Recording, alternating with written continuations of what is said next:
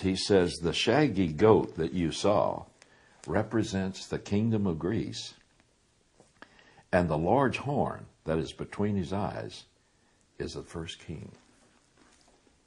Now, then he says, and the broken horn and the four horns that arose in its place represents four kingdoms which will arise from his nation, although not with his power.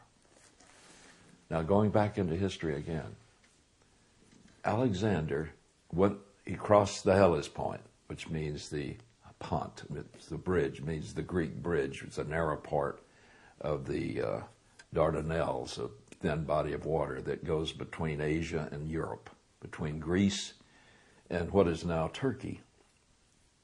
He took his army and crossed the narrow bridge there, went into Troy, and there were a number of Greeks that were colonized along the Mediterranean side of that Asia Minor, as it was called then.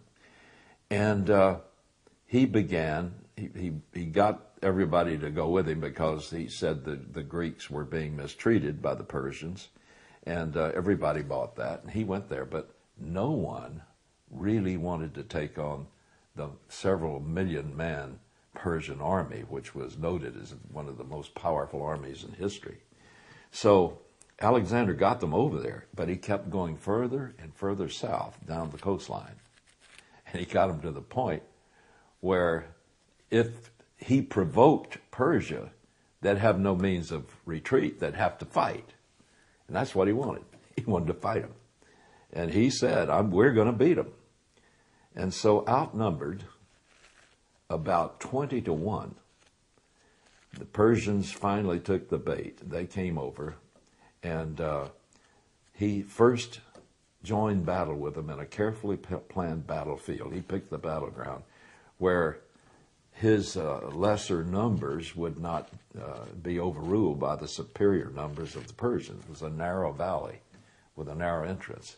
It was near a place called Issus and Arbela. And there Alexander joined the fight with them. And to everyone's amazement, through this new battle formation he called the phalanx, they beat the best, what were called the immortals, the elite troops of the Persian army. They beat them, not just a little bit, but they just absolutely steamrolled them. And that caused the rest of the army to panic, and there was a great slaughter. And the King Darius fled and was killed by one of his own people. Now, no one thought that this little upstart from Macedonia could beat the mighty Persian Empire. It had ruled for 200 years. It was a tremendous, rich power. But God predicted it, and it happened. And then Alexander took his army over several years all the way to India, conquering everything in between. What is now Afghanistan he conquered. As a matter of fact, there are artifacts there that remain from his time. And finally, he gets to the end, and his soldiers were weary of war and weary of conquest. They had not seen home in years.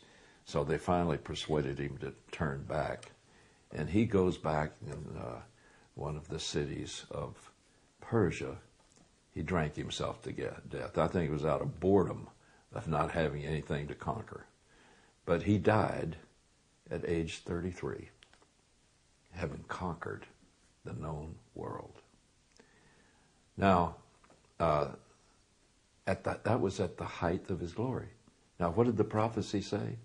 In Daniel chapter 8, it says, the broken horn and the four horns that arose in its place represents four kingdoms, which will arise from his nation, although not with his power.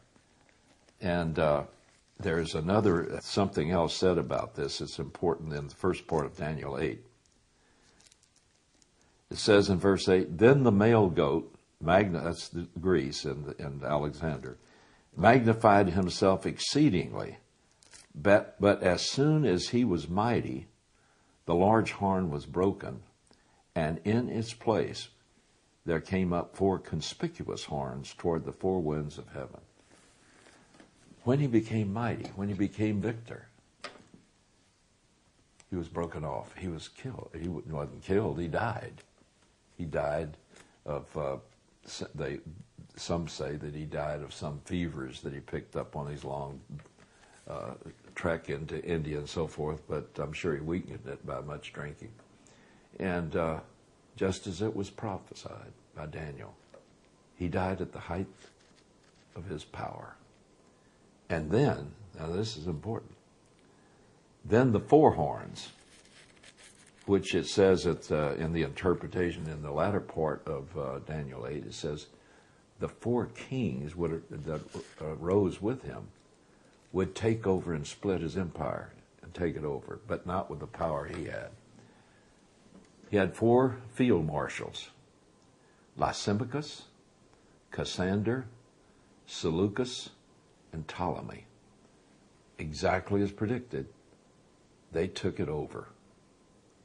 And it was interesting that Alexander had a son that was in the army with him. And so when he was about to die, all of the powerful generals gathered around him, and they said, "To whom do you will your kingdom?" That was just a ritual because they assumed he would say, "My son." But he didn't. With his last breath, he said, "Give it to the strong." After that, there was the 2 most powerful divisions of the Greek kingdom became Ptolemy and Seleucus. Ptolemy took over Egypt and the areas around there. Seleucus took over what would be Turkey, Syria, today's Iran, and things like that. And the others, they took over and divided what was the Greek mainland. So, but the 2 that was most powerful were Seleucus and Ptolemy. And they continued battling back and forth. And the important thing of that is they kept going along the only trade route that existed at that time, that went along mostly along the ocean until they come to Israel. And then they had to cut through and go through a pass into a great valley called Jezreel. And there was a great fortress that the Israelites built there on a place on the hill overlooking that valley called Megiddo. And it was there because with the narrow pass, they could control the armies that went back and forth. That is, unless they were too mighty for them to contain. Well, between Ptolemy and Seleucus and other conquerors over the times, they would go through there. They would get into a big fight at Megiddo. There'd be a war there, and Megiddo would be conquered and destroyed.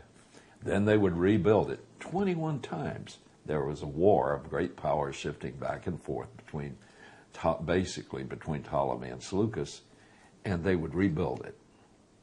So that place became associated with the name of ultimate war, Megiddo. And the word in Hebrew for mountain is Har Megiddo, or it's been anglicized to mean Armageddon. Now, you know what that is. That's the ultimate war. And so this continued until the Romans came alive and then began to spread. And by 68 BC, they conquered everything, plus all that they had conquered in the West. They joined with conquering everything that Alexander's empire had. And so the mighty Romans took over and became the 4th great power. And they actually lasted longer than any empire in history. Any world empire, they lasted a minimum of 800 years as great power. And they continued 1,500 years if you count the fact that one part of the Roman Empire continued until Constantinople was taken over by the Muslims. And so that would have been 1,500 years that it lasted, at least a remnant of it. But is that the end of it?